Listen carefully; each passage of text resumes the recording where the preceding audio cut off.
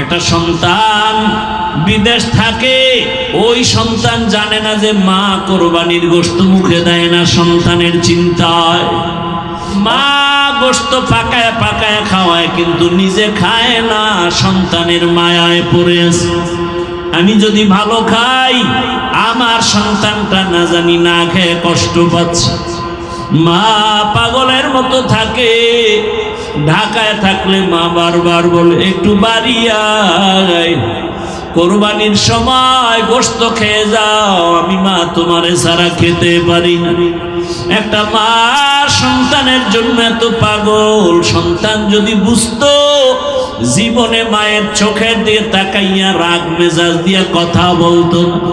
অথচ কত মায়ের কলিজায় ব্যথা, সন্তান মাকে কষ্ট দেয়, কথা শোনে না।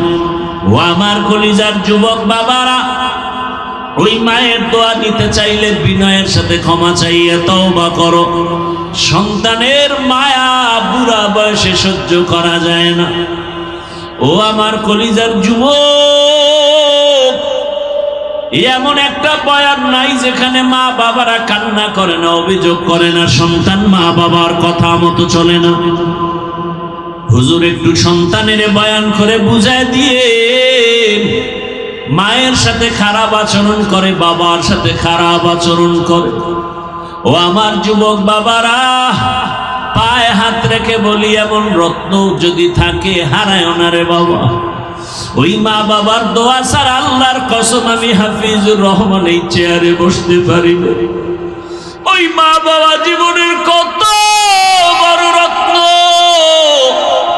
ওই মা বাবার দোয়ার কারণে আজকে তুমি টাকার মালিক, বাড়ি গাড়ির মালিক হয়েছো, সম্মানের চেয়ারের মালিক হয়েছো। ও আমার যুবক বাবারা, যারা মার সাথে বেয়াদবি করেছো, বাবার সাথে করেছো, গোপনে গিয়া মায়ের কাছে ক্ষমা চাইও,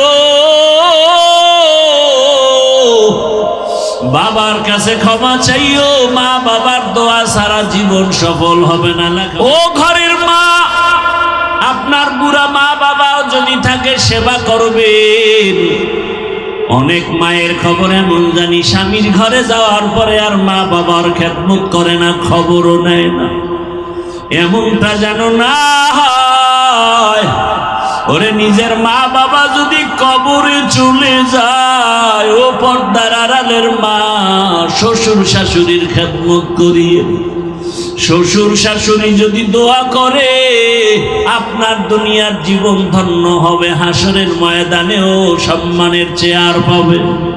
ও আম্মা জানেরা, আপনার মতো কত মা এখনো আছে নামাজ ছাড়ে না, বেপরদায় চলে না, স্বামীর মাল নষ্ট করে না, খেয়ানত করে না। কয়দিন আর দুনিয়ায় বাঁচবেন, একটা ভালো সন্তানের মা হইয়া কবরে যান। ও আমার যুবক বাবারা, কয়দিন আর দুনিয়ায় বাঁচবা, আল্লাহর কাছে দোয়া করো, তওবা করো। মা বাবার খেদমত করে দোয়া নাও, শিক্ষকের দোয়া নাও, ওলামায়ে কেরামের দোয়া নিয়ে নবীর তরিকা মেনে চলো। তোমার মতো কত যুবক এখনো আছে মা বাবার দোয়া নিয়ে চলে, শিক্ষকের দোয়া নিয়ে, ওলামায়ে কেরামের দোয়া নিয়ে চলে। স্কুলে পড়ে নামাজ ছাড়ে না, কলেজে পড়ে নামাজ বাদ দেয় না, চাকরি করে নামাজ বাদ দেয় না, ব্যবসা করে নামাজ বাদ দেয় না। তুমি কেন পারো না রে বাবা? ইব্রাহিম নবী দোয়া করে চলে গেলেন, মা হাজেরা ইসমাইলের নিয়ে এখানে জীবন কাটাচ্ছেন। ও পর্দার আড়ালের আম্মা জান, হাজেরা আর ইসমাইলের রাইখে ইব্রাহিম নবী চলে গেলেন, কষ্টের জীবন শুরু হয়ে গেল। আপনার মতো কত মা আছে, স্বামী বিদেশে থাকে, স্বামী ঢাকায় থাকে, চাকরি করে, ব্যবসা করে। আপনি ঘরে থাইকা সন্তানকে লালন পালন করবেন, স্বামীর মাল হেফাজত করবেন। মা হাজেরা আল্লাহর ভয়, ইসমাইলের লালন পালনের জন্য যতটুকু পানি ছিল শেষ হয়ে গেল। এক পর্যায়ে দুধও নাই, বাচ্চা ইসমাইলের দুধও দিতে পারে না, মুখে জিহ্বাটা দিয়ে দেয়, পানি নাই। মা পাগলের মতো হয়ে গেল সন্তানকে বাঁচাবার জন্য। একবার সাফা পাহাড়ে দৌড়ায়, একবার মারোয়া পাহাড়ে দৌড়ায় সন্তান ইসমাইলের পানির জন্য। আল্লাহর কাছে এই দৌড় এত পছন্দ হয়ে গেছে, আম্মা জান হাজেরা আলাইহা সালাম 7 বার চক্কর দিয়া সাফা মারওয়ায় দৌড়ালেন। আল্লাহ জিব্রাইলের বলে, সাক্ষী থাক, কিয়ামত পর্যন্ত হাজেরার এই স্মৃতি আমি ধরে রাখার জন্য আইন করে দিলাম। বাইতুল্লাহ যারা হজে যাবে, ওই হাজেরার জায়গা সাফা মারওয়ায় যদি হাজী সাহেবরা দৌড় না দেয়, আমি কোনো হাজির হজ কবুল করব না।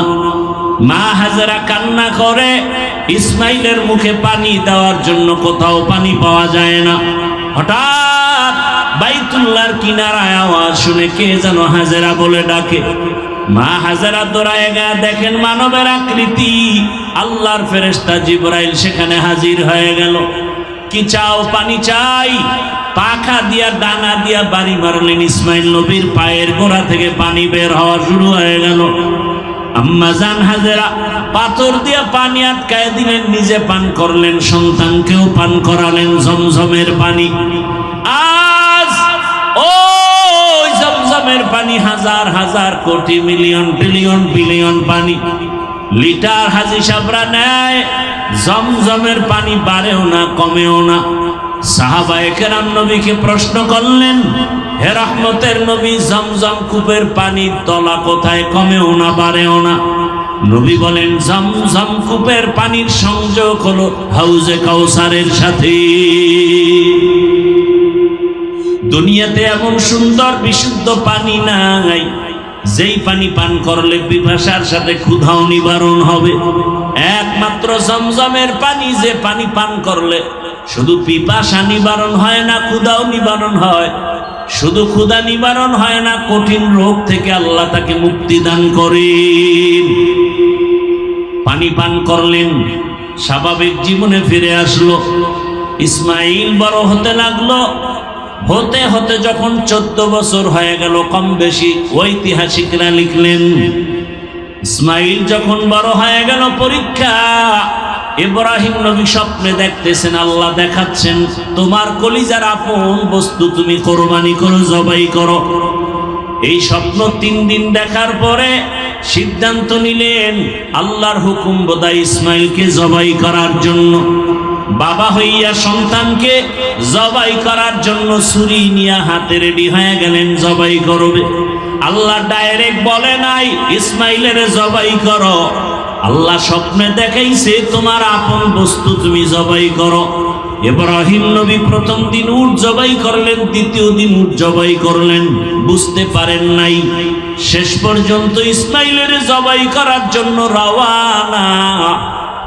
ইব্রাহিম নবী বাইতুল্লাহর কিনারায় গিয়া হাজির হয়ে গেলেন। এখন তাকায় দেখে, আরে যখন বাড়ি ছিল না, এখন বাড়ি ঘর, মানুষের অভাব নাই, কত বসতি, কত ফসল চলতেছে, বাড়ি ঘরের অভাব নাই। খুঁজতে খুঁজতে গিয়া নিজের ইসমাইলের ঘর খুঁজা হাজেরার ঘরে ডাকলেন, ইসমাইল কই? কত বছরের বিরহের বেদনা মায়া। একটা সন্তান বিদেশ থাকে, ওই সন্তান জানে না যে মা কোরবানির গোশত মুখে দেয় না সন্তানের চিন্তায়। অন্যদের মা গোশত পাকায় পাকায় খাওয়ায়, কিন্তু নিজে খায় না, সন্তানের মায়ায় পড়ে আছে। আমি যদি ভালো খাই, আমার সন্তানটা না জানি না খেয়ে কষ্ট পাচ্ছে। মা পাগলের মতো থাকে। ঢাকায় থাকলে মা বারবার বলে, একটু বাড়ি আয়, কোরবানির সময় গোশত খেয়ে যাও, আমি মা তোমারে ছাড়া খেতে পারি না। একটা মা সন্তানের জন্য এত পাগল। সন্তান যদি বুঝতো, জীবনে মায়ের চোখের দিয়ে তাকাইয়া রাগ মেজাজ দিয়ে কথা বলতো না। অথচ কত মায়ের কলিজায় ব্যথা, সন্তান মাকে কষ্ট দেয়, কথা শোনে না। ও আমার কলিজার যুবক বাবারা, ওই মায়ের দোয়া নিতে চাইলে বিনয়ের সাথে ক্ষমা চাইয়ে তওবা করো। মা হাজেরা ঘরের মধ্যে ইসমাইল খেলতেছে, ইসমাইলের ঘরের মধ্যে নিয়া বহুদিনের বিরহের বেদনার কান্না। হাজেরার চোখে পানি, ইসমাইলের চোখে পানি, বাবার চোখে পানি।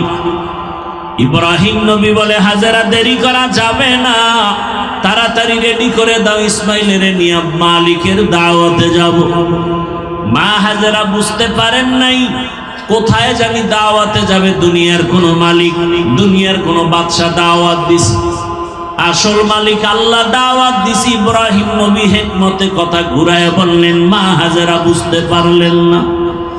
সুন্দরভাবে সাজাইয়া গোসল করায় যখন ইসমাইলের বাবার হাতে তুলে দেয়, বাবা সামনে যায়, ইসমাইল পেছনে যায়।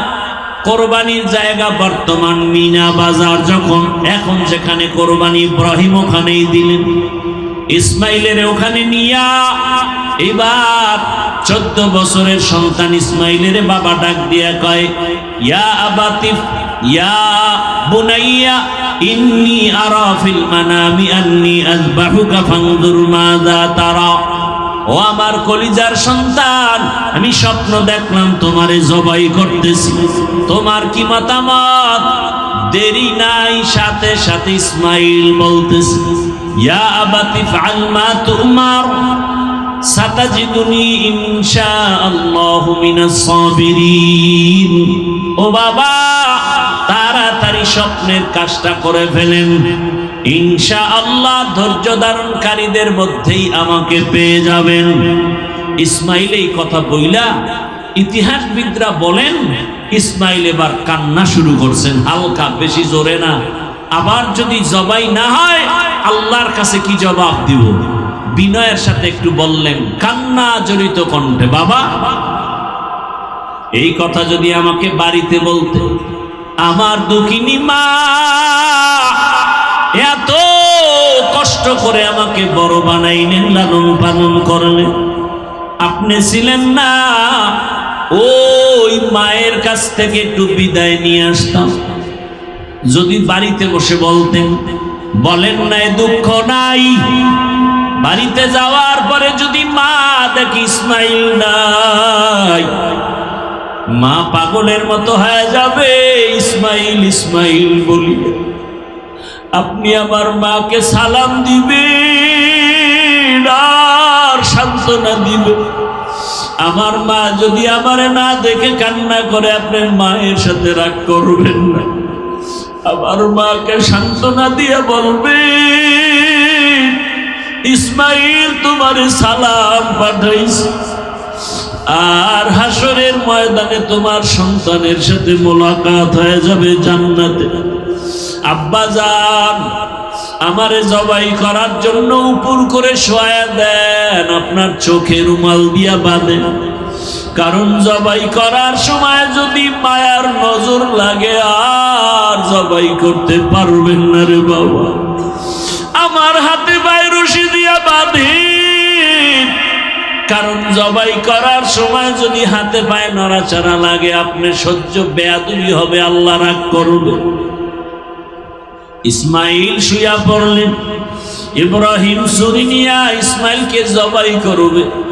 আল্লাহ অর্ডার করলেন, ছুরি, আমার ইসমাইলের একটা পশমের যেন কোনো ক্ষতি না হয়। ইব্রাহিম নবী ছুরি চালালেন, বিসমিল্লাহ আল্লাহু আকবার বলে ইসমাইলের গলা কাটে না। ইসমাইলের উঠাইয়া দ্বিতীয়বার আবার পরীক্ষার জন্য পাথরে আঘাত করলেন, দেখে পাথর টুকরো হয়ে গেল। এইবার সিদ্ধান্ত নিলেন, ইসমাইল শুয়া পড়ো, রক্ত হাতে না লাগাবো, আমি ছুরি চালানো বন্ধ করব না। কেমন বাবা, কেমন সন্তান, আল্লাহর হুকুমের জন্য নিজেদেরকে বিলীন করে দিলেন। এমন মা, এমন বাবা, এমন সন্তান দুনিয়াতে পাওয়া বড় কঠিন।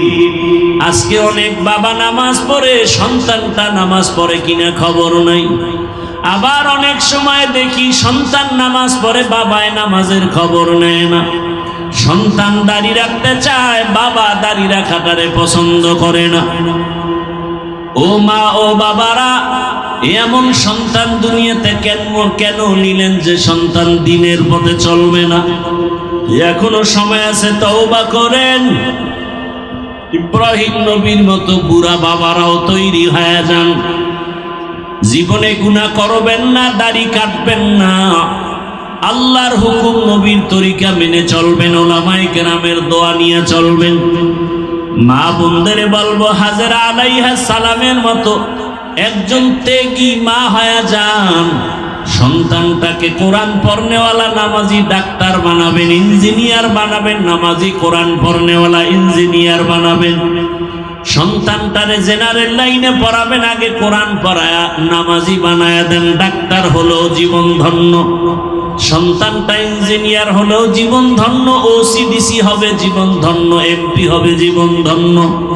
এরে আম্মা জান আর যুবকদের বলবো, রে যুবক, ইসমাইল নবীর মতো আল্লাহর মোহাব্বতের ত্যাগী হয়ে যাও আর আল্লাহর কাছে তওবা করো। জীবনে কত দাড়ি কাটলা, বেপরদায় চললা, মোবাইল চালায় গুনাহ করলা, আজকে থেকে তওবা করো। মরিয়া গেলে আর দাড়ি কাটবা না, নামাজ ছাড়বা না, মোবাইলে গুনাহ করবা না।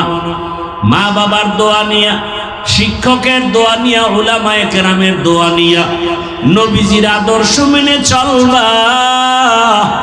তওবা করার মতো যদি নিয়ত হয়, দুটো হাত আমার আল্লাহকে দেখায় দাও। আয় আল্লাহ, হাতগুলো কবুল করে নেন, তওবা কবুল করে নেন। তওবার উপরে মজবুত হইয়া নবীর তরিকা মেনে, উলামায়ে কেরামের পরামর্শ নিয়া, মা বাবার দোয়া নিয়া চলার তৌফিক দান করেন, আমিন। জন্ম নিয়ন্ত্রণ ইসলামে হারাম। জন্ম নিয়ন্ত্রণের ট্যাবলেট আবিষ্কার করেছে বেঈমানেরা, খায় মুসলমানেরা। খবরও নেই, অনেকের চান্দি গরম হয়ে যাইতেছে। জন্ম নিয়ন্ত্রণের আইন, জন্ম নিয়ন্ত্রণের ট্যাবলেট, বড়ি আবিষ্কার করেছে বিধর্মীরা। আর এগুলো সেবন করে কারা? বেঈমানেরা। কেন করে না? ওদের বউ বেশি, সন্তান বেশি। মুসলমানের উপরে কেন? উদ্দেশ্য মুসলমানের সংখ্যা কমানো। বুঝলো না আমার দেশের জাতি, না বুঝে উল্টা হুজুরের গালি দেয়। আর সাইনবোর্ড লিখে দিছে, ছেলে হোক মেয়ে হোক দুটোর বেশি নয়, একটা হলে ভালো হয়। আমি বলি আর এক লাইন বাড়ায় লেখো, না হইলে আরো ভালো। একজন শিক্ষিত মানুষও ভালো করে বলতে পারবে না এই জন্ম নিয়ন্ত্রণের কারণ কি। জন্ম নিয়ন্ত্রণের প্রবক্তাদের স্লোগান হলো, জন্ম নিয়ন্ত্রণ না হলে দুই সমস্যায় পড়ে যাবে গোটা জাতি। এক, জায়গা কম থাকবে কই, দুই, খানা কম খাবে কি। আল্লাহ কয়, এই নিমক হারাম, দুটোটার চাবি আমি আল্লাহর হাতে।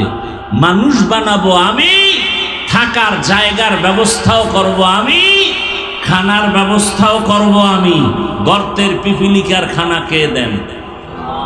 না সরকার দেয়?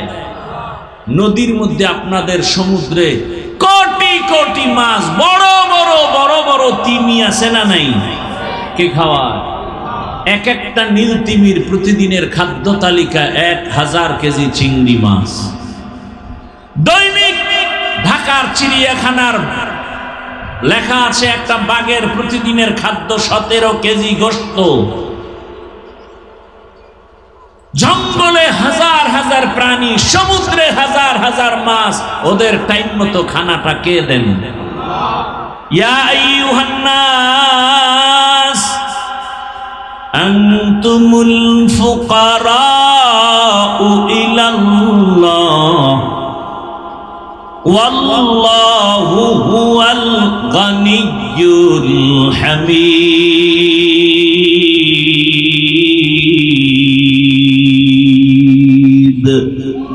গর্তাওয়াকুল মিকুনিহার সবহ শাম মিরাসানাত রিজকে তু আজলামাকাম জুজবাহাকাচি জে মখাআদ ইনসুজা ফজলে উ আমস্তে দর জুমলা জাহা।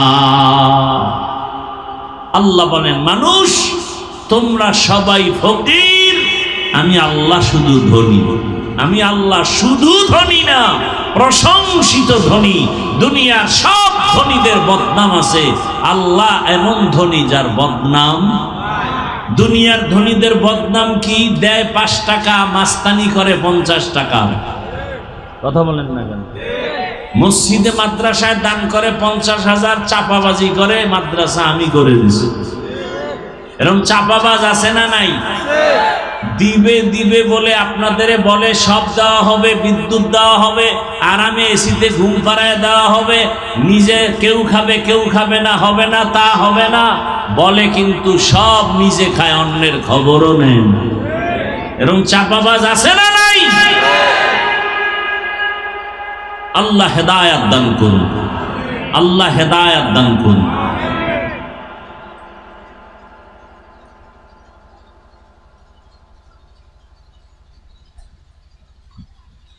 হায় হায়, তো জঙ্গলের প্রাণীর খানা আল্লাহ দেন, নদীর মাছের খানা আল্লাহ দেন, গর্তের পিপিলিকার খানা আল্লাহ দেন, উড়ন্ত পাখির পেট ভরায় খানা কে দেন? ওরা দামি না আমরা দামি? তা আমাদের খানা তো ঘরের দরজায় আসবে, বালিশের কিনারায় আসবে, আমরা কেন খাই খাই কোম্পানি খুইলে পাগল হয়ে ঘুরতেছি? ইয়াবা ট্যাবলেট বেঁচে খাওয়া লাগে নাকি? রিজিক তো আল্লাহ দিবেন। কোটি কোটি মাছ সমুদ্রে কেউ না খায় মরে নাই, জঙ্গলের কোটি কোটি প্রাণী না খেয়ে মরে নাই। টেকনাফের মানুষ ইয়াবার মতো সরকারি আইনের অবৈধ জিনিসের ব্যবসা করতে হবে কেন? সুদের টাকায় ব্যবসা করতে হবে কেন? আর 24 ঘন্টা গর্ভধারিণী মায়ের সাথে জিনার গুনাহ করতে হবে কেন? সুদের খাতায় নাম লেখাইয়া নামাজ রোজা বরবাদ করতে হবে কেন? সুদখোরের মতো নিকৃষ্ট কোন মানুষ দুনিয়াতে নাই। 24 ঘন্টা গর্ভধারিণী মায়ের সাথে জিনার গুনাহ। হজ করলে কবুল হবে না, নামাজ পড়লে কবুল হবে না, মোনাজাত দিলে কবুল হবে না। কত বড় নিকৃষ্ট মানুষ! আল্লাহর প্রতি বিশ্বাস নাই। কই? আল্লাহর শুকর, করোনার মতো মহামারীর মধ্যেও তো আমরা হুজুরেরা কেউ না খায়া মরিনি। স্কুল, কলেজ, ভার্সিটি, ফ্যাক্টরি, দোকান সব বন্ধ, একটা কোরআনের মাদ্রাসাও বন্ধ হয়নি। সত্য কথাটা বলেন। সবাই ট্রিপল মাস্ক লাগায় বসে আছে, করোনায় মরবে না। আর বোতলে পানি লইয়া মেডিসিন লইয়া বসে আছে, খালি হাত ধোয়। হুজুরেরা এত বছর হাত ধোয়ার বয়ান করছে, কানে যায় না। মাওলায় কানে ধরাইয়া হাত ধোয়াইতেছে করোনা দিয়া, ঠিক নেই? ওই সময় করোনার লাশগুলো কোন আল্লাহর বান্দা, বাবা করোনায় মরে গেছে, ছেলেরা কাছে যায় না, মরার ভয়। কি হলো? আমার দেশের টুপিওয়ালারা ওই লাশ কাঁধে নিয়ে গোসল করায়া জানাজা পড়ায় কবরে গেছে। সত্য কথাটা বলেন। একজন টুপিওয়ালাও করোনায় মরে নাই। এখন ডাক্তারেরা কি বলে? এই মাস্ক যারা পরো তোমরা ভুল করতেছো, তোমাদের দূষিত নিঃশ্বাসটা বের হয়ে অক্সিজেন আসবে তোমার গাছের থেকে বাতাসে, তুমি মাস্ক দিয়ে আটকাইয়া দূষিত নিঃশ্বাসটা আবার নিচ্ছ, তুমি তো অসুস্থ হয়ে যাচ্ছ। এবার বলে মাস্ক বিরোধী আন্দোলন শুরু করো। কথা বুঝেননি? তাহলে মাস্ক পরার দ্বারা আমাদের স্বাস্থ্যের উপকার না ক্ষতি? আর এই সময় পুলিশ লাঠি লয়ে ঘুরছে, মাস্ক না পরলেই বিডা। কেউ একেবারে পুলিশের এই ফিডার ভয়ে ট্রিপল মাস্ক লাগাইছে, একটা না, দুইটা না, তিনটা। কি আমরাও মাঝে মাঝে পড়ছি, এখনো পড়ি। আমরা পুলিশের ফিডার জন্য করি না। আমাদের পড়ার অনেকগুলো কারণ, এর মধ্যে একটা ধুলাবালু। এরপরে বিশেষ করে আমি পড়ি ডাইনে বামে বিড়ির গন্ধে নামাজেও দাঁড়ানো যায় না। এরকম বিড়ির গন্ধওয়ালা আছে না নাই? দাঁত ব্রাশ করার সময় পায় না, জামা কাপড় ধোয়ার টাইম পায় না, ব্যস্ত। প্রস্রাব করে পানি লয় না, এর শরীর থেকে কি পরিমাণ মিশকের ঘ্রাণ আসবে এটা তো আর বলার অপেক্ষা রাখে না। কি আল্লাহ আমাদের সবাইকে হেদায়াত দান করে। নমরুদ স্বপ্ন দেখে আইন জারি করলো, ইব্রাহিম নামের পুত্র সন্তান আসতে পারবে না, এক কথায় ছেলে হলেই মেরে ফেলো। পৃথিবীর ইতিহাসে এই জন্ম নিয়ন্ত্রণ আইন পাশ করলো নমরুদ, আর এর ডাইরেক্টর বানাইলো ইব্রাহিম নবীর বাবা আজরকে। আল্লাহর কুদরত কি, আমি ইব্রাহিমকে পাঠাবো, কোন ট্যাবলেটে ফিরাতে পারবে?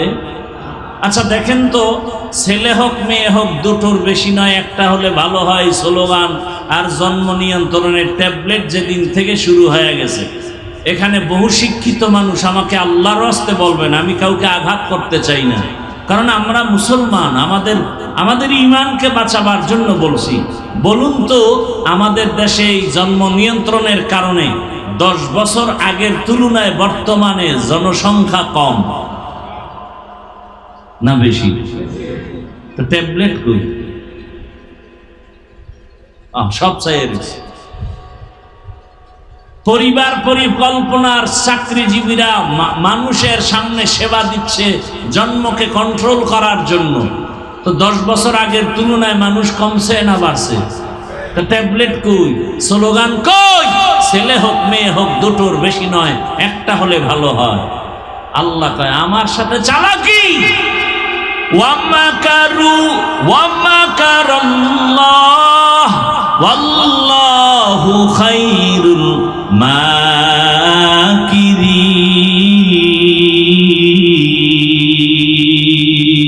মাকিরিন। তুমি কত বড় চালাক! তুমি যেদিন থেকে আইন করছো, স্লোগান দিছো ছেলে মেয়ে দুটোর বেশি নয়, ওদিন থেকে আল্লাহ একসাথে 4 সন্তান, একসাথে 6 সন্তান কি বানায় বলতেছি। ওই 6 সন্তানও বেঁচে আছে, মাও বেঁচে আছে, কেউ অসুস্থ নাই। 2 সন্তানের বাবা মা গরিব এমন আছে না নাই? 10 সন্তানের মা বাবা ধনী আছে না নাই? তাহলে জনসংখ্যা বাড়লে মানুষ খাবে কি, থাকবে কই? মুরব্বীরা একটু আমাকে সহযোগিতা করেন।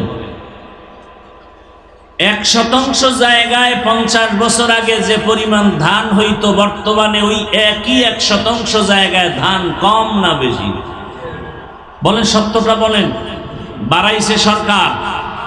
হ্যাঁ, কে বাড়াইছে? আগে একটা পেয়ারা খাইলেও টের পাওয়া যাইতো না, আর এখন 10টা খাইলেও অনুভব করা যেত না।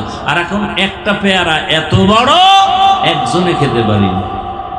এই রিজিক কে বাড়াইলেন? পদ্মা নদী যমুনা নদীর মধ্যে চর ফালাইয়া মানুষের থাকার জায়গা বাড়াইলেন কে? লিল্লাহি মুলকুস সামাওয়াতি ওয়াল আরদ ইয়াখলুকু মা ইয়াশাউ ইনাসাও ওয়া ইয়াহাবু লিমান ইয়াশাউ আয-যুকুর আও ইউযাওবিজুহুম যুকরানা ওয়া ইনাসা وَيَجْعَلُ مَن يَشَاءُ عَقِيمًا إِنَّهُ عَلِيمٌ قدير।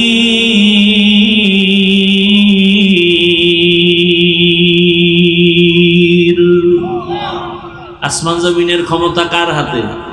বলেন, সব ক্ষমতার মালিক কে? যদি কেউ বলে সব ক্ষমতার মালিক জনগণ, কুফরি। আল্লাহর কোরআনের সাথে বৃদ্ধাঙ্গুলি প্রদর্শন করা। সকল ক্ষমতার মালিককে। আল্লাহ বলেন, আমি কাউকে ছেলে দেই, কাউকে মেয়ে দেই, কাউকে দোনোটা দেই, কাউকে কোনোটাই দেই না। ক্ষমতা কার? কাদের কুদরত দারি বর কামাল আন্তা রব্বি আন্তা হাসবি যুল জালাল। তুহি কাদের জলিলুল্লাহ জাহাদার বহর হালে তুহি মেরা নেগাহদার। আল্লাহ কয় আমি ইব্রাহিম রে পাঠাবো, নমরুদকে আসতে দিব না। কাঠটা টিকবে? টিকলো কাঠটা? আল্লাহটাই। ডাইরেক্টরের ঘরে আল্লাহ ইব্রাহিম রে পাঠায় দিলেন। মা গোপনে গোপনে রাইখা ইব্রাহিম রে বড় বানালেন। ইব্রাহিম নবী বড় হইয়া তাওহীদের পরিচয় পাইয়া আল্লাহর পথে দাওয়াত দিলেন। আর আব্বাকে বললেন, ও বাবা,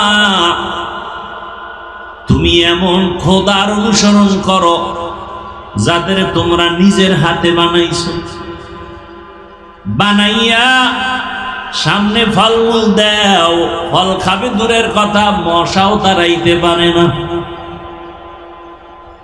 এমন খোদার অনুসরণ কেন করো? তোমারে আমারে যিনি বানাইছেন সে আল্লাহর ইবাদতের দিকে আগায়া যাও। নমরুদের দাওয়াত দেয়, বাবারও মাথা গরম, নমরুদেরও মাথা গরম। আল্লাহ তাআলা ইব্রাহিম নবীর উপরে পরীক্ষা দিয়া দিলেন, একের পরে এক কঠিন পরীক্ষা আসতেছে। যার ঈমান যত তাজা তার পরীক্ষা তত কঠিন, যেই ছাত্র যত ভালো তার প্রশ্ন তত কঠিন। পয়গম্বর ইব্রাহিমকে দুনিয়া থেকে বিদায় দেওয়ার জন্য নমরুদ আগুনের কুণ্ডলী সাজালো, আগুনে পুইরা মেরে ফেলবে, বিশাল অগ্নিকুণ্ড।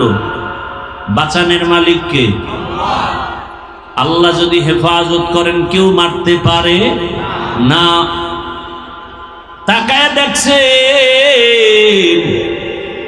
গত রমজানের ঈদের সময় কত মানুষ মরে গেল, গাড়ি পানির মধ্যে চলে গেল, একটা ছোট বাচ্চা সাঁতার কেটে উপরে এসে কান্না করে, আমার আম্মু গাড়ির মধ্যে আটকা, পানির মধ্যে বাঁচাও। আগুন সাজাইয়া ঘটনা আপনারা অনেক শুনছেন আলেমদের মুখে। ইব্রাহিম নবীকে গাছের সাথে রশি লাগায়া চরক গাছের চরখা বানায়া গোল ঘুরায় ঘুরায় ঘুরায় ঘুরায় আগুনে ফালাবে। আগুনের এত তাপ, কাছে যাওয়া যায় না।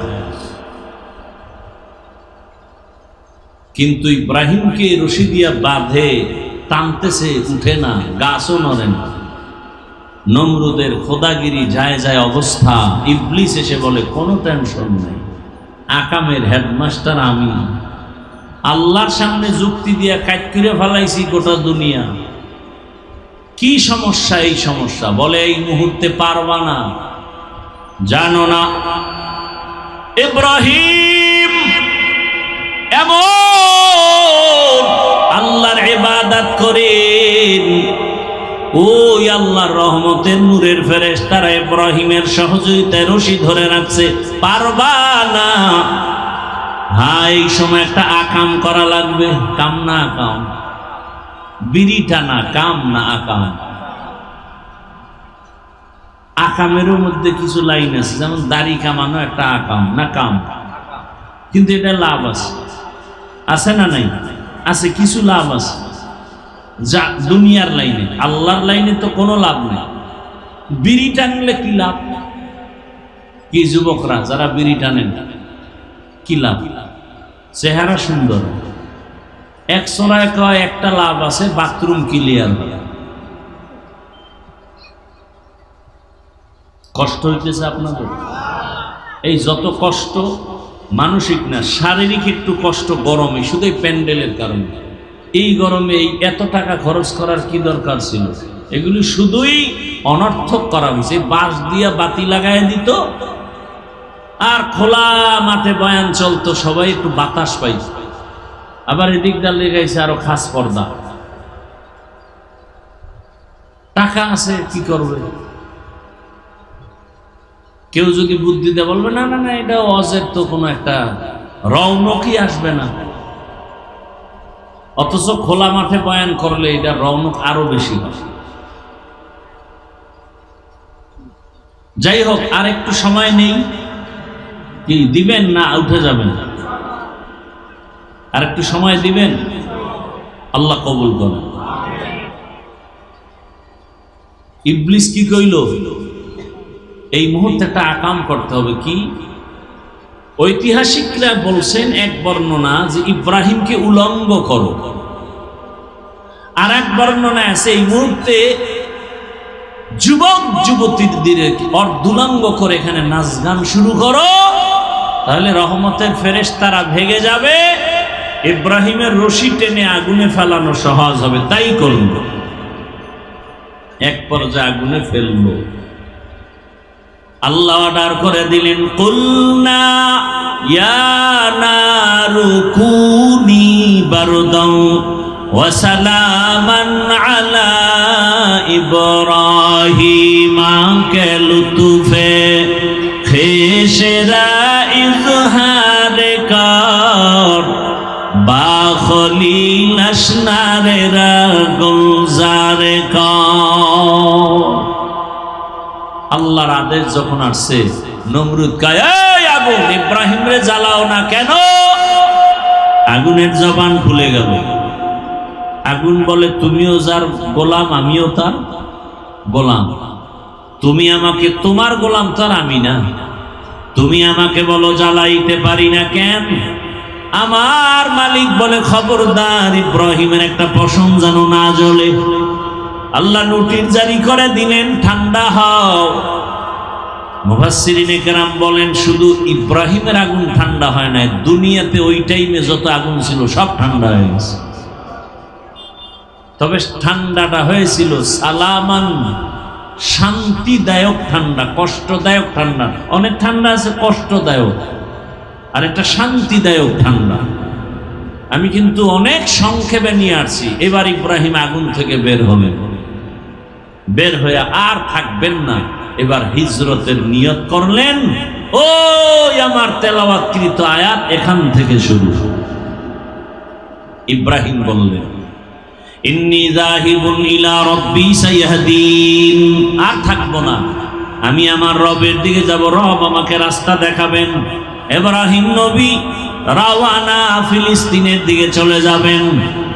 সাথে তার বিবি বিশ্ব সুন্দরী সারা, আর একজন তার ভাতিজা, একজন নবী। এই তিনজন সফর মিশরের উপর দিয়া যাচ্ছে। সেখানের জালেম বাদশাহ খবর পেয়েছে বিশ্ব সুন্দরী সারা। গোয়েন্দা বিভাগের লোকেরা যখন বলে দিল, এইবার আটকায় দিল। পৃথিবীতে মুসলমানকে ধ্বংস করার যত রাস্তা আছে, এর মধ্যে বড় একটা রাস্তা বেপরদা। কি বেপরদা? পর্দা তো নাই, পর্দার ওয়াজও নাই। থাকবে কেমন? আমি হুজুরেই যদি মহিলা নিয়ে এক টেবিলে বৈশা নাস্তা খাই, তে পর্দার ওয়াজ করবে কে? কি ভাই? শহরে বাজারে দেখো নারীদের ঢল, পর্দাবিহীন তারা করে ঝলমল, অন্যকে তার দিকে আশেক বানায়। দেশটা আজি ধ্বংস নারীর বেপরদায়, সবার মুখে একই আওয়াজ, হায় হায় হায়। বেপরদার কারণে সব ধ্বংস। মোবাইলে নারীর ছবি দেখে যুবক পাগল, বয়স হওয়ার আগেই কয় বিয়া করায়া দাও, না করলে আমি নিজে নিজে বিয়ে পাশ করার আগে বিয়া পাশ করে ফেলবো। বিয়ে পাশ করার আগে বিয়া পাশ করে ফেলবো। বাপ মায়ের জিজ্ঞাসাও করা লাগে না। মেয়ের অভাব নাই, আর আমগো দেশটাও তো সেই আইনে চলে। 18 বছরের আগে বাল্য বিবাহ বন্ধ। বাল্য বিবাহ চলবে না। বলে তো কি চলবে? বলে আকাম চলবে, আকাম। বিবাহ চলবে না, কি চলবে? এর উপরে আবার কত বয়ান। অথচ আম্মা জান আয়েশা রাদিয়াল্লাহু আনহার 6 বছরে রাসূলের সাথে বিয়া। 9 বছরে আম্মা জান রাসূলের ঘরে গেলেন। আম্মা জানের যখন মাত্র 18 বছর, রহমতের নবী জমিন থেকে বিদায় নিয়ে চলে গেলেন। হিসাবটা বুঝে থাকলে বলেন, আম্মা জান নবীজির ঘর করলেন কত বছর? কথা কন, নাইল সাইডে দেবেন কথা কন। নবীজির ঘর করলেন আম্মা জান কয় বছর? 6 বছরে বিয়া, 9 বছরে নবীর ঘরে আসছেন। আম্মা জানের 18 বছর বয়সে নবী চলে গেছেন। আম্মা জান নবীর ঘরে থাকলেন কতদিন? কতদিন? মাত্র 9 বছর। আর আমার দেশে 18 বছরের আগে আমার বোনের বিয়াই হয় না। আর বিয়ার দরকার কি? বিয়া কইরা যা হবে এটা তো মোবাইলে হয়ে যায়, বিয়ার আগে হয়ে যায়। সত্য কথাটা বলেন না কেন? সমাজ ধ্বংস হয়ে গেছে, কোন মানুষ মুখ খোলে না। বাবা সন্তানের কাছে জিম্মি, মেয়েকে বলতে পারে না মা ওড়নাটা টেনে পড়ো। মেয়ে যদি মামলা করে আমার বাবা আমার উপরে জোর করে পর্দা করতে চায়, সাথে সাথে মামলায় বাবাকে ফাঁসায় দিবে। খবর আছে আপনাদের? আল্লাহ হেদায়াত দান করুন। রাগ করতেছেন আপনারা? আমরা এই সঠিক কথাগুলো আপনাদেরকে সতর্কমূলক না বললে কে বলবে? বলনেওয়ালা আলেমও তো কমে যাচ্ছে। ক্ষমতার চেয়ার পাওয়ার লোভে হক কথা বন্ধ, গোপনে গোপনে টাকা পাওয়ার লোভে হুজুর মাওলানা হক কথা বলে না, ব্যবসা ঠিক রাখার জন্য হক কথাটা বলে না। আছে না নাই? আপনাদের লাইন তো বা হুজুরগো লাইনের কথা কইতেছি। এজন্য ১৫০০ বছর আগে নবী বলছেন আলেম কিন্তু দেখলে দৌড়ায়ও না। দুনিয়াতে যেমন সব থেকে ভালো থাকবে একদল আলেম, আবার সব থেকে খারাপ থাকবে সব থেকে খারাপ একদল আলেম। নবীর কথা। আলা ইন্না শাররাশ শাররি শিরারুল উলামা ওয়া ইন্না খায়রাল খায়রি খিয়ারুল উলামা। ভালোর ভালো উলামা, খারাপের খারাপও।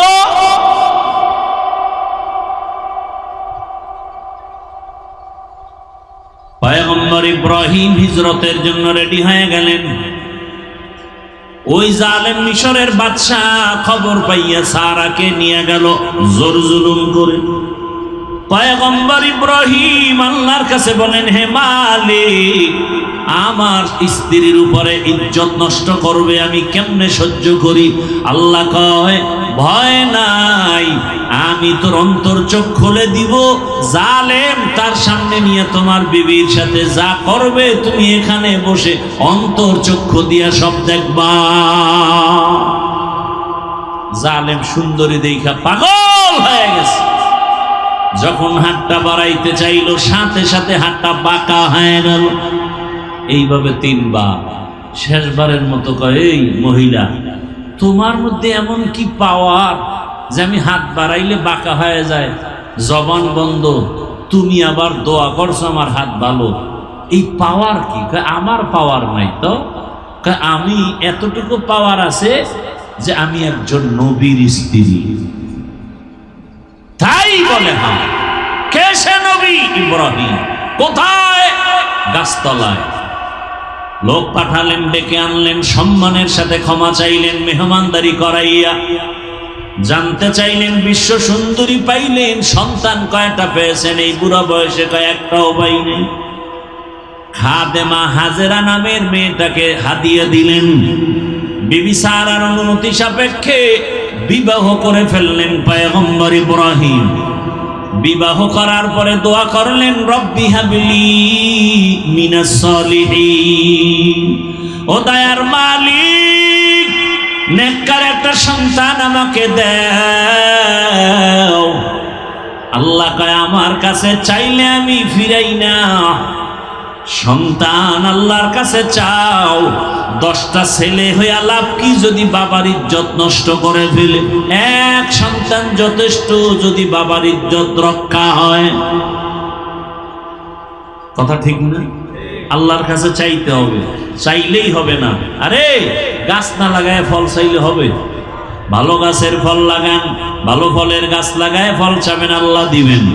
ভালো একটা মা ঘরে আনার পর আল্লাহর কাছে দোয়া করবেন, আল্লাহ ভালো সন্তান দান করবেন। আপনি ভালো মা ঘরে আনছেন নি?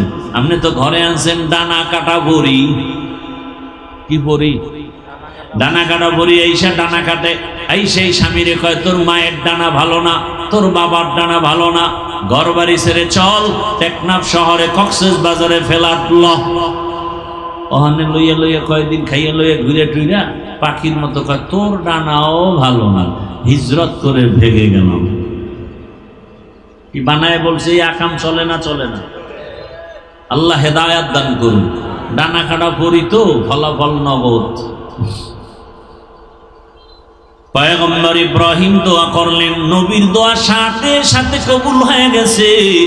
আল্লাহ দোয়ার ফলাফল জানায় দিয়া বলেন, ফাবাশশারনাহু বিগুলামিন হালিম। তোমার মতো একজন বিচক্ষণ গুণের অধিকারী সন্তান আমি তোমাকে দিচ্ছি। এসে গেল ইব্রাহিম নবীর ঘরে সন্তান, নাম কি? ইসমাইল। এবার মায়া কম না বেশি বুড়া বয়সের সন্তান? হ্যাঁ, অনেক বেশি। আল্লাহ আবার কয়, আমার মায়া কইমে যাইব সন্তানের কারণে? হবে না। নবীদের পরীক্ষা কত কঠিন, চিন্তা করেন। আমাদের তো কোনো পরীক্ষাই নেই, জনমের মতো গুনাহ করি আর বড় কোনো বিপদ নাই। বিপদ সব যারা একটু হালাল ভাবে চলি তাদের উপর। ও আমার যুবক বাবারা, বৃদ্ধ বাবাজি, পর্দার আড়ালের মা বোনেরা, ভালো করে শুনেন, কত কঠিন পরীক্ষা ইব্রাহিম নবীর উপরে। আল্লাহ বলে দিলেন, ও ইব্রাহিম, আমার মায়া মোহাব্বতের ঘাটতি ঘটানো যাবে না। জলদি করে যাও, তোমার এই স্ত্রী হাজেরা আর ইসমাইল শিশুকে নিয়ে বাইতুল্লাহর কিনারায় ওখানে জঙ্গলে নির্বাসনে রেখে এসো। কেন? কোনো কেন নাই। আল্লাহ চাইছেন যা তাই করতে হবে, কোনো কেন চলে না। বিবিরে নিয়ে রওয়ানা। বাইতুল্লাহ তো নাই, নূহ নবীর প্লাবনে সব সমান। বাইতুল্লাহর জায়গা নির্দিষ্ট আল্লাহ হেফাজতে রাখছেন, কিন্তু বাইতুল্লাহ নাই, বিধ্বস্ত হয়ে গেছে। আল্লাহর সিদ্ধান্ত, ইব্রাহিম রে দিয়ে নতুন করে বাইতুল্লাহ আবার বানাবেন। ওখানেই ওই বাইতুল্লাহর জঙ্গলে নির্জন, মানুষ নাই, পানি নাই, পশুবাগী নাই। মা হাজেরাকে ওখানে ইসমাইল রে রাইখা এবার বাবা ইব্রাহিম বিদায় হয়।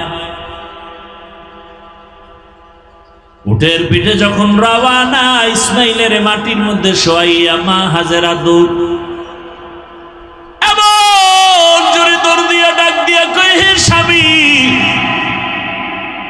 গহীন এই জঙ্গল, মানুষ নাই, পানি নাই, খানাও নাই, এমন এক বিপদের জায়গায় রেখে আপনি যে কোথায় যান? কয় বাড়ি। আমাদের এখানে কেন রেখে যান? ইব্রাহিম নবী তেমন কোনো জবাব দিচ্ছেন না, ভাবতেছেন। মা হাজেরা তো তেমন, যেমন নবী তার তেমন স্ত্রী। এক পর্যায়ে বলে, ও স্বামী আমার, এটা কি আমার এখানে রেখে যাওয়া আপনার ইচ্ছা নাকি মালিক আমার রবের ইচ্ছে? ইব্রাহিম নবী ইশারায় জানায় দিলেন, আমার ব্যক্তিগত ইচ্ছা না, রবের ইচ্ছায় রেখে গেলাম। মা হাজেরা দেরি না করে এ কথাটা শুই না, সাথে সাথে 2 ফোঁটা চোখের পানি ছেড়ে কান্না শুরু করলেন। ঐতিহাসিকরা লেখছেন, মা হাজেরা কান্না করেন আর বলেন, ও স্বামী আমার, আল্লাহ যদি বলে থাকেন এখানে কোনো কোশ্চেন নাই, প্রশ্ন নাই, আমাদের জন্য আপনি দোয়া করবেন। আর মাঝে মাঝে সময় পেলে আমি হাজেরাকে দেখারও দরকার নাই, মাঝে মাঝে শিশু ইসমাইলের আইসা দেখে যাবেন। আমি একটা মহিলা মানুষ, মানুষ নাই, জঙ্গল, পানি নাই, খানা নাই, কষ্টের জায়গা। সামান্য একটু পানি 2-3 দিনের বেশি থাকবে না। আমি হাজেরাকে আপনি না দেখলেও আপনি মাঝে মাঝে আইসা শিশু ইসমাইলের দেখে একটু খোঁজ খবর নিয়ে যাব। ইব্রাহিম নবী বিদায় হয়, কোনো কথা নাই। আমার মালিকের হুকুমের সামনে কোনো সহযোগিতা চলবে না, ভিন্ন কোনো আওয়াজ চলবে না। এবার ইব্রাহিম চোখের পানি ছেড়ে সাফা পাহাড়, মারোয়া পাহাড়ের মাঝখান থেকে রওনা। পাহাড়ের উপরে উঠে নিচে নামলেন। নিচে নাইমা উটের পিঠ থেকে নামিয়া ইব্রাহিম নবী হাত উঁচু করে আমার মালিকের দরবারে দোয়া করা শুরু করলেন। এমন জায়গায় বসে নির্জনে দোয়া করেন যেখানে সন্তানও নাই, হাজেরাও নাই। হাজেরা পাহাড়ের ওই পার্শ্বে। আল্লাহ দোয়ার কথা কোরআনে বলছেন, ইব্রাহিম দোয়া করেন, রব্বানা ইন্নী আসকানতু মিন যুররিয়্যাতি বিওয়াদিন গায়রি যী যারইন ইনদা বাইতিকাল মুহাররাম রব্বানা লিয়ুকিমুস সালাতা ফাজআল আফইদাতাম মিনান নাসি তাহওয়ি ইলাইহিম ওয়ারযুকহুম মিনাস সামারাতি রিজকান লাকুম। ইব্রাহিম নবী দোয়া করলেন, হে মালিক, আমার জীবনের শেষ ভাগের সন্তান আমার আদরের বিবিরে তোমার হুকুমে এখানে রেখে যাই, তোমার কাছে দোয়া করি হে মালিক, কুদরতে তুমি রিজিকের ব্যবস্থা করে দাও, ফলের মাধ্যমে তোমার শুকর আদায় করবে। ও দয়ার মালিক, নামাজ আদায় করবে, খানার আয়োজন করে দাও ফলের মাধ্যমে, বাসস্থানের ব্যবস্থা করে দাও। ইব্রাহিম নবী বিনয়ের সাথে কান্না করে করে দোয়া করলেন। সন্তানের মায়া বুড়া বয়সে সহ্য করা যায় না। ও আমার কলিজার যুবক, এমন একটা বয়ান নাই যেখানে মা বাবারা কান্না করে না, অভিযোগ করে না, সন্তান মা বাবার কথা মতো চলে না। হুজুর একটু সন্তানের বয়ান করে বুঝায় দিয়ে, মায়ের সাথে খারাপ আচরণ করে, বাবার সাথে খারাপ আচরণ করে। ও আমার যুবক বাবারা, পায়ে হাত রেখে বলি, এমন রত্ন যদি থাকে হারায় না রে বাবা। ওই মা বাবার দোয়া ছাড়া আল্লাহর কসম আমি হাফিজুর রহমান এই চেয়ারে বসতে পারি না। ওই মা বাবা জীবনের কত বড় রত্ন, ওই মা বাবার দোয়ার কারণে আজকে তুমি টাকার মালিক, বাড়ি গাড়ির মালিক হয়েছো, সম্মানের চেয়ারের মালিক হয়েছো। ও আমার যুবক বাবারা, যারা মার সাথে বেয়াদবি করেছো, বাবার সাথে করেছো, গোপনে গিয়া মায়ের কাছে ক্ষমা চাইও, বাবার কাছে ক্ষমা চাইও। মা বাবার দোয়া সারা জীবন সফল হবে না। ও ঘরের মা, আপনার বুড়া মা বাবাও যদি থাকে সেবা করবেন। অনেক মায়ের খবর এমন জানি, স্বামীর ঘরে যাওয়ার পরে আর মা বাবার খেদমত করে না, খবরও নেয় না। এমনটা যেন না হয়। ওরে নিজের মা বাবা যদি কবরে চলে যায়, ও পর্দার আড়ালের মা শ্বশুর শাশুড়ির খেদমত করিয়ে, শ্বশুর শাশুড়ি যদি দোয়া করে, আপনার দুনিয়ার জীবন ধন্য হবে, হাসরের ময়দানেও সম্মানের চেয়ার পাবে। ও আম্মা জানেরা, আপনার মতো কত মা এখনো আছে নামাজ ছাড়ে না, বেপরদায় চলে না, স্বামীর মাল নষ্ট করে না, খেয়ানত করে না। কয়দিন আর দুনিয়ায় বাঁচবেন, একটা ভালো সন্তানের মা হইয়া কবরে যান। ও আমার যুবক বাবারা, কয়দিন আর দুনিয়ায় বাঁচবা, আল্লাহর কাছে দোয়া করো, তওবা করো, মা বাবার খেদমত করে দোয়া নাও, শিক্ষকের দোয়া নাও, ওলামায়ে কেরামের দোয়া নিয়ে নবীর তরিকা মেনে চলো। তোমার মতো কত যুবক এখনো আছে মা বাবার দোয়া নিয়ে চলে, শিক্ষকের দোয়া নিয়ে, ওলামায়ে কেরামের দোয়া নিয়ে চলে, স্কুলে পড়ে নামাজ ছাড়ে না, কলেজে পড়ে নামাজ বাদ দেয় না, চাকরি করে নামাজ বাদ দেয় না, ব্যবসা করে নামাজ বাদ দেয় না। তুমি কেন পারো না রে বাবা? ইব্রাহিম নবী দোয়া করে চলে গেলেন, মা হাজেরা ইসমাইলের নিয়ে এখানে জীবন কাটাচ্ছেন। ও পর্দার আড়ালের আম্মা জান, হাজেরা আর ইসমাইলের রাইখে ইব্রাহিম নবী চলে গেলেন, কষ্টের জীবন শুরু হয়ে গেল। আপনার মতো কত মা আছে, স্বামী বিদেশে থাকে, স্বামী ঢাকায় থাকে, চাকরি করে, ব্যবসা করে, আপনি ঘরে থাইকা সন্তানকে লালন পালন করবেন, স্বামীর মাল হেফাজত করবেন। মা হাজেরা আল্লাহর ভয়, ইসমাইলের লালন পালনের জন্য যতটুকু পানি ছিল শেষ হয়ে গেল। এক পর্যায়ে দুধও নাই, বাচ্চা ইসমাইলের দুধও দিতে পারে না, মুখে জিহ্বাটা দিয়ে দেয়, পানি নাই। মা পাগলের মতো হয়ে গেল সন্তানকে বাঁচাবার জন্য। একবার সাফা পাহাড়ে দৌড়ায়, একবার মারোয়া পাহাড়ে দৌড়ায় সন্তান ইসমাইলের পানির জন্য। আল্লাহর কাছে এই দৌড় এত পছন্দ হয়ে গেছে, আম্মা জান হাজেরা আলাইহা সালাম 7 বার চক্কর দিয়া সাফা মারোয়ায় দৌড়ালেন। আল্লাহ জিব্রাইলের বলে, সাক্ষী থাক, কিয়ামত পর্যন্ত হাজেরার এই স্মৃতি আমি ধরে রাখার জন্য আইন করে দিলাম। বাইতুল্লাহ যারা হজে যাবে, ওই হাজেরার জায়গা সাফা মারোয়ায় যদি হাজী সাহেবরা দৌড় না দেয়, আমি কোনো হাজির হজ কবুল করব না। মা হাজেরা কান্না করে, ইসমাইলের মুখে পানি দেওয়ার জন্য কোথাও পানি পাওয়া যায় না। হঠাৎ বাইতুল্লাহর কিনারায় আওয়াজ শুনে কে যেন হাজেরা বলে ডাকে। মা হাজেরা দৌড়ায় গিয়ে দেখেন মানবের আকৃতি, আল্লাহর ফেরেশতা জিবরাইল সেখানে হাজির হয়ে গেল। কি চাও? পানি চাই। পাখা দিয়া ডানা দিয়া বাড়ি মারলেন, ইসমাইল নবীর পায়ের গোড়া থেকে পানি বের হওয়া শুরু হয়ে গেল।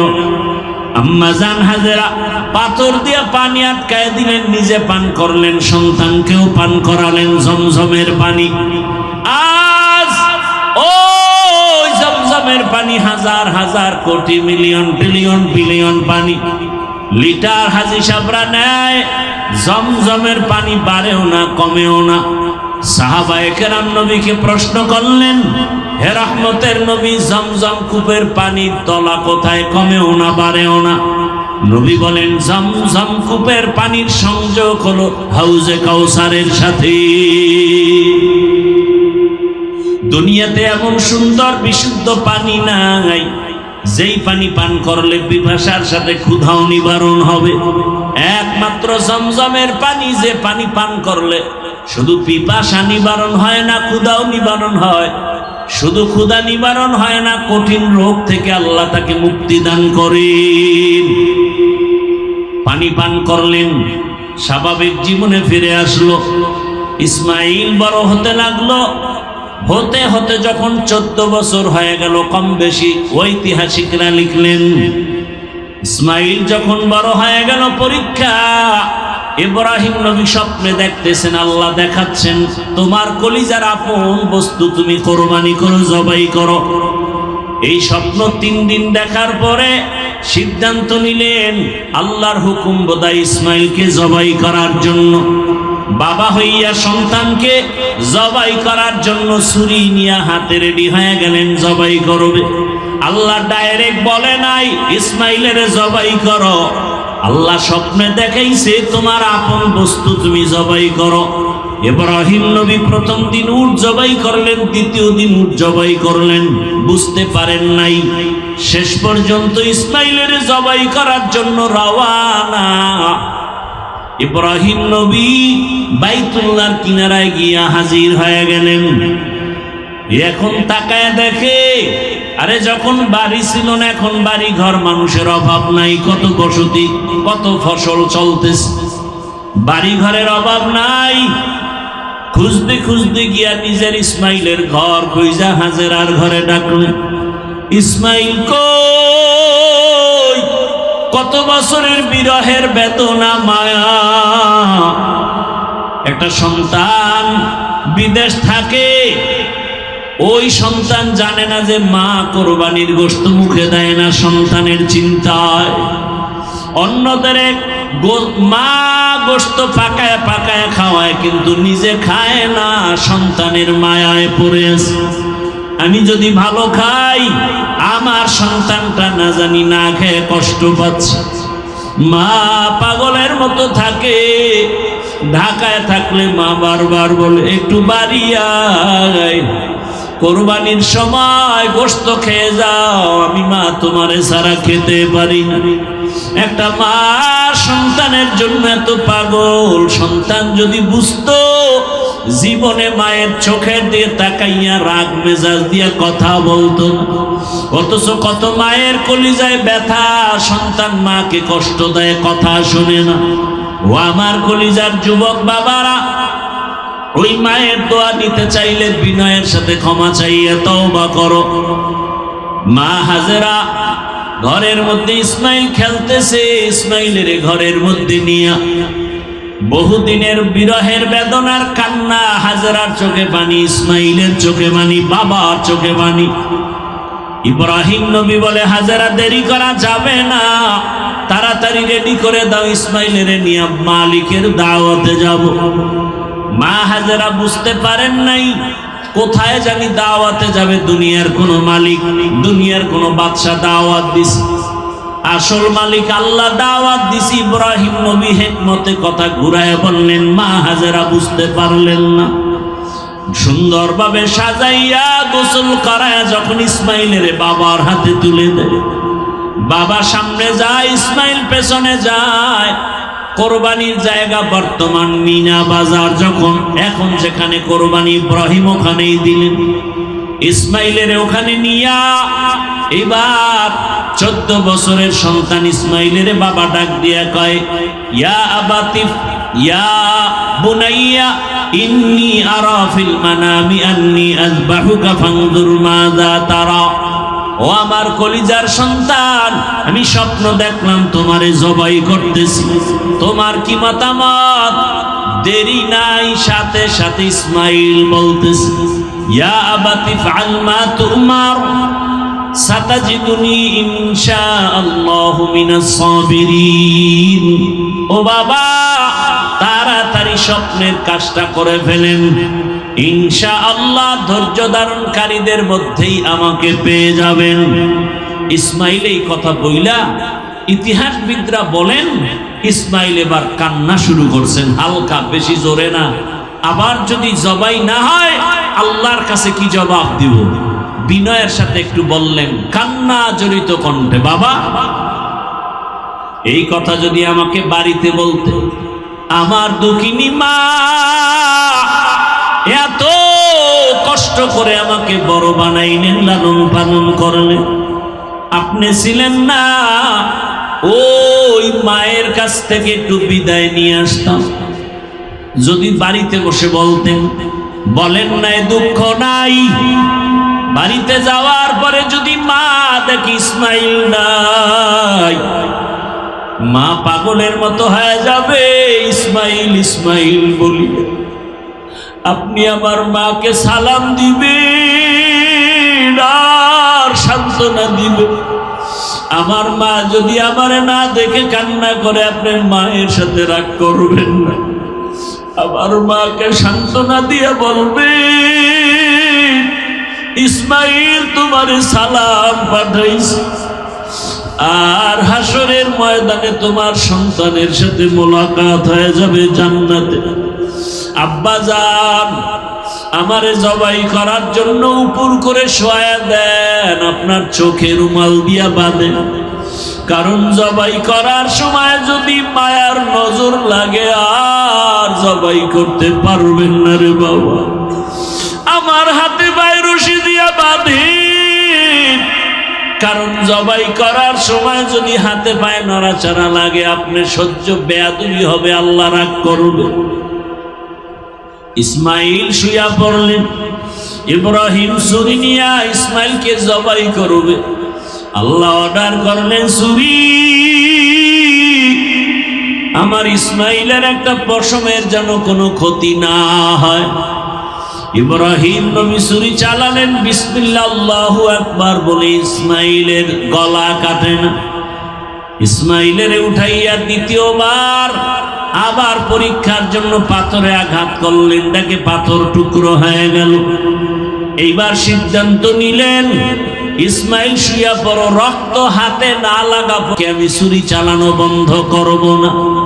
কেমন বাবা, কেমন সন্তান, আল্লাহর হুকুমের জন্য নিজেদেরকে বিলীন করে দিলেন।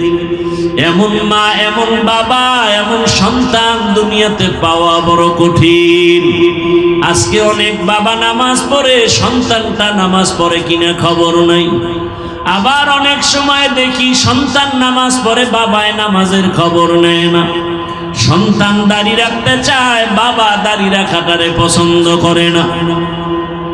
ও মা, ও বাবারা, এমন সন্তান দুনিয়াতে কেন নিলেন যে সন্তান দিনের পথে চলবে না? এখনো সময় আছে, তওবা করেন। ইব্রাহিম নবীর মতো বুড়া বাবারাও তৈরি হয়ে যান।